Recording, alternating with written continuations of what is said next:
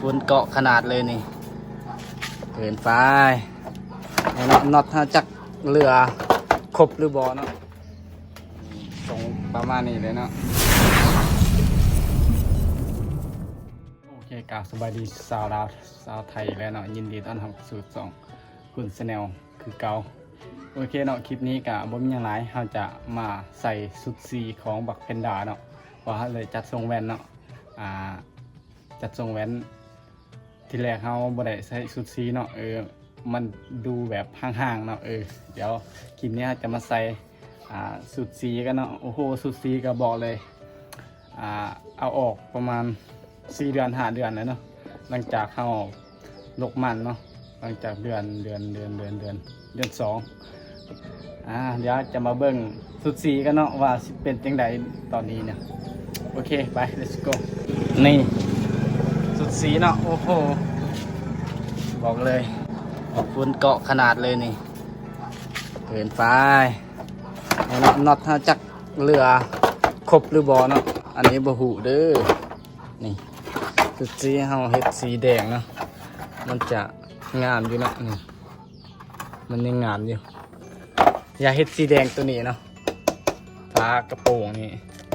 อย่าเฮ็ดสีแดงเลยก็อันนี้สีแดงเดี๋ยวจักสเปรย์ให้จักพอหรือบอกคันบ่พอก็สิบ่ได้เฮ็ดเนาะสิเฮ็ดสีดุ่มก่อนแล้วก็สีผ่าขาดถ้าเรือก็สิเฮ็ดถ้าบ่เรือก็สิบ่เฮ็ดสุดสีมันนี่เปื้อนๆเลยเนาะโอ้โหเกินจอดไว้นานเกิน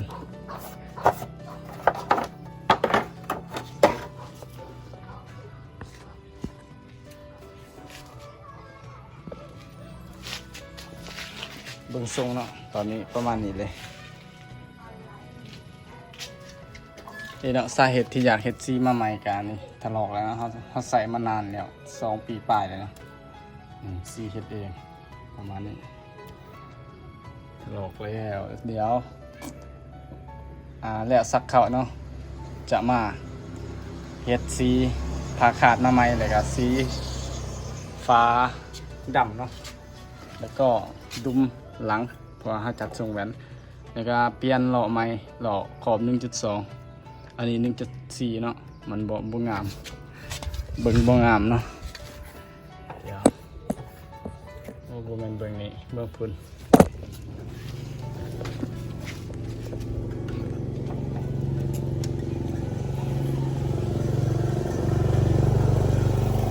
นี่ขอบ 1.4 เนาะหลัง3 สปีดเดี๋ยวเราจะมาเปลี่ยนเนาะแล้วก็เปลี่ยนเดี่ยวนี่เกินเดี่ยวนี่ก็ได้โอเคเดี๋ยวจะมาใส่สุดสีกันเนาะว่าทรงมันจะเป็นยังไง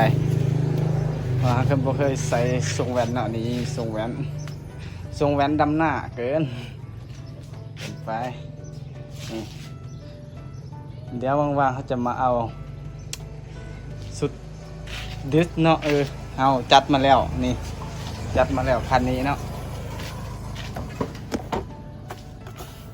นี่จัดมาแล้วเดี๋ยวทำมาเปลี่ยนนี่คันนี้มีขาดเด้อคันนี้เด้อห้างซูซูกิเนาะโครงซูซูกิเครื่องMนี่ห้างMยังอยู่นี่เด้อใครสนใจก็ทักได้แต่ว่าใจเฮานึงอยากปั่นเนาะอยากปั่นทรงแบบขายคือ KR เนาะคิดเอาเนาะแต่ว่าจักเฮ็ดเป็นหรือบ่แล้วก็ค่อยรับชมนำกันเนาะว่าเฮ็ดเป็นหรือบ่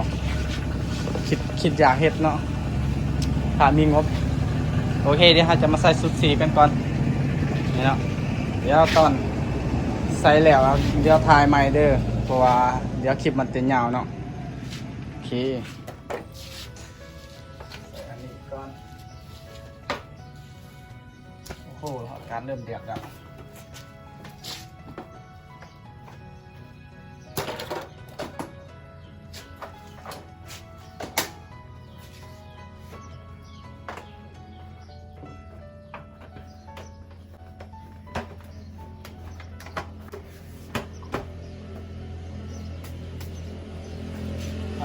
คนนี้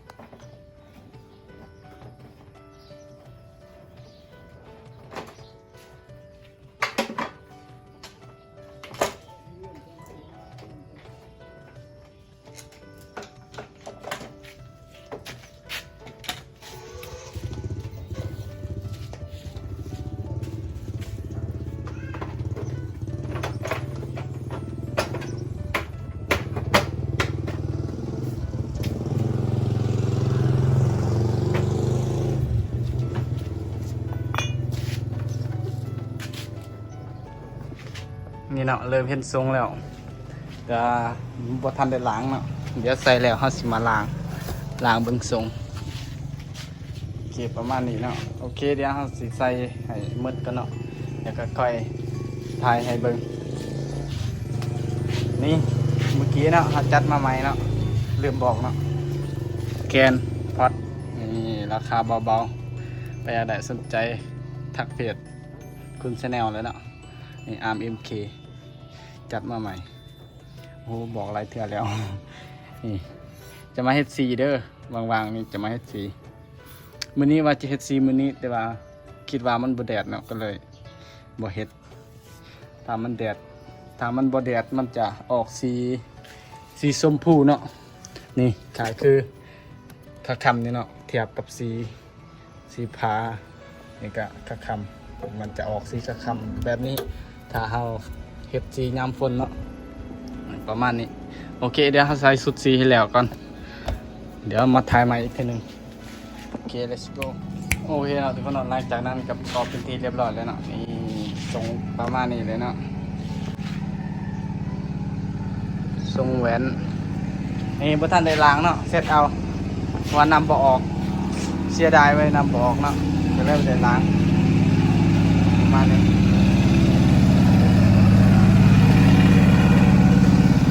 เนี่ยทรงแหวนยังบ่ทันเฮ็ดสีเนาะถ้าเฮ็ดสีนี่งามเลยนะเฮ็ดสีเลยก็สิลองเจาะผ้าเบรกเนาะผ้าเบรกนี่มันจะเป็นผ้าเบรกเรียบร้อยเนาะบ่แม่นเรียบร้อยแท้เนาะอันนี้เนาะถ้าเรียบร้อยแท้นี่มันจะงามถ้าดุมเดิมมันเนาะถ้าดุมเดิมอันนี้บ่แม่นผ้าเดิมแหละเปลี่ยนผ้าแหละ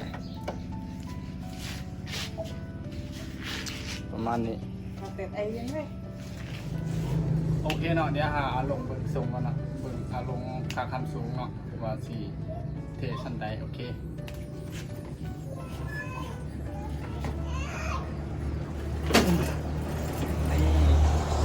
บันไดเนาะตรงแวน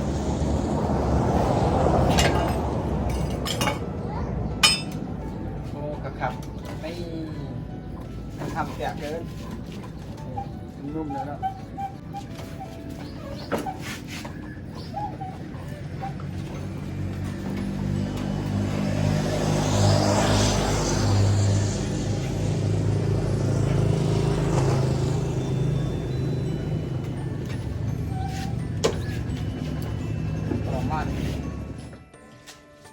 โอเคเนาะประมาณนี้เนาะมีคนถามว่า110ไอของอ้ายไปใส่กะคือบ่ได้ไปใส่เนาะมันยังอยู่เฮือนคือเก่าเพราะว่าเฮาบ่มีเวลาถ่ายคลิปซื่อๆนี่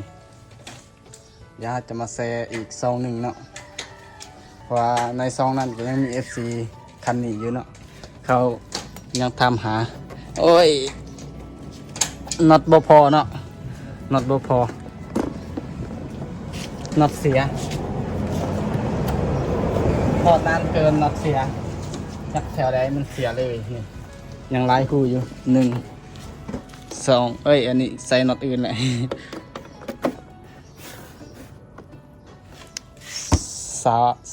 3บ่นี้เหลือ4 5บ่นี้5น็อตมันเสียโอเคเนาะกับประมาณนี้เลยเนาะประมาณนี้เลย